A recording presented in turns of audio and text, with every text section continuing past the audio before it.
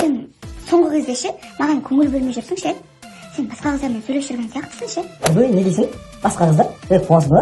Сен мен жалғызымсың ғой, жалғызым. Сен мен балапанымсың ғой. Ты же мне единственная такая безупречная, знаешь? Мен не дедім саған үйленген кезде? Сен мен жалғызымсың, мен ешкімге қарамаймын дедім, ешкім көзін сөк салмаймын дедім, өзің білесің ғой?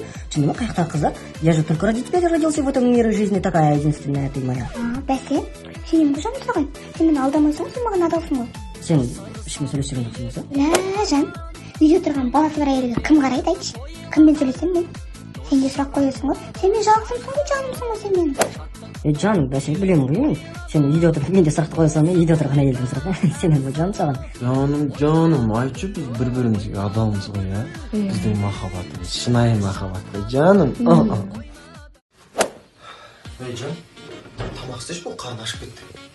Кетші бар, тамақ істеп бермеймін де.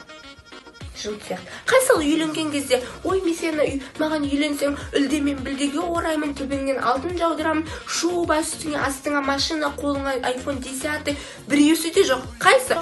Еще қыз туып берсең, алтын комплект алып берем деп айтқан. Қайсыл? Алтын комплект тұрма, күмісті жоқ. Құрметті қыздар, мен сияқты алданбаңыздар. Үйленердің алдында айтқан заттардың бәрін алдырып алыңыздар. Сосын бірақ үйленіңіздер. Әпсе бүткіл жігіттің бәрі өз үйленердің алдында анан істеймін, мынан істеймін дейді да, біреусін де алып бермейді. Мен сияқты алданған әйелдер, қыз келіншектер жетеді.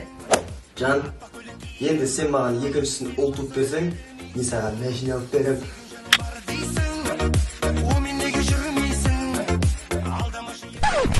Бәрі алып бересің сен маған машина.